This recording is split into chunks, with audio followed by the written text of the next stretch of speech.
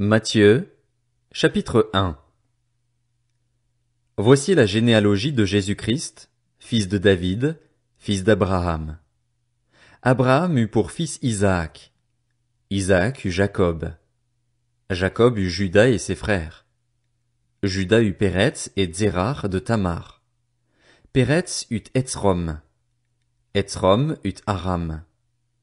Aram eut pour fils Aminadab. Aminadab eut Nachshon. Nachshon eut Salmon. Salmon eut Boaz de Rahab. Boaz eut Obed de Ruth. Obed eut pour fils Isaïe. Isaïe eut David. Le roi David eut Salomon de la femme d'Uri. Salomon eut pour fils Roboam. Roboam eut Abijah. Abijah eut Asa. Asa eut pour fils Josaphat. Josaphat eut Joram. Joram eut Ozias. Ozias eut pour fils Jotham. Jotham eut Akaz. Akaz eut Ézéchias. Ézéchias eut pour fils Manassé. Manassé eut Amon. Amon eut Josias. Josias eut pour descendant Jéconias et ses frères, à l'époque de la déportation à Babylone. Après la déportation à Babylone, Jéconias eut pour fils Shealtiel. Shealtiel eut Zorobabel. Zorobabel eut pour fils Abiud. Abiud eut Eliakim. Eliakim eut Azor. Azor eut pour fils Sadoc. Sadoc eut Hakim. Hakim eut Eliud.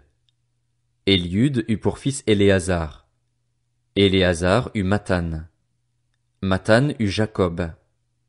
Jacob eut pour fils Joseph, l'époux de Marie, de laquelle est né Jésus, qu'on appelle le Christ. Il y a donc en tout 14 générations depuis Abraham jusqu'à David, 14 générations depuis David jusqu'à la déportation à Babylone, et 14 générations depuis la déportation à Babylone jusqu'au Christ. Voici de quelle manière arriva la naissance de Jésus-Christ. Marie, sa mère, était fiancée à Joseph. Or, avant qu'ils aient habité ensemble, elle se trouva enceinte par l'action du Saint-Esprit. Joseph, son fiancé, qui était un homme juste et qui ne voulait pas l'exposer au déshonneur, se proposa de rompre secrètement avec elle. Comme il y pensait, un ange du Seigneur lui apparut dans un rêve et dit « Joseph, descendant de David, n'aie pas peur de prendre Marie pour femme, car l'enfant qu'elle porte vient du Saint-Esprit. Elle mettra au monde un fils et tu lui donneras le nom de Jésus, car c'est lui qui sauvera son peuple de ses péchés. » Tout cela arriva afin que s'accomplisse ce que le Seigneur avait annoncé par le prophète. La Vierge sera enceinte.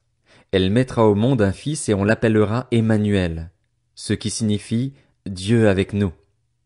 À son réveil, Joseph fit ce que l'ange du Seigneur lui avait ordonné et il prit sa femme chez lui, mais il n'eut pas de relation conjugale avec elle jusqu'à ce qu'elle ait mis au monde un fils, premier-né, auquel il donna le nom de Jésus.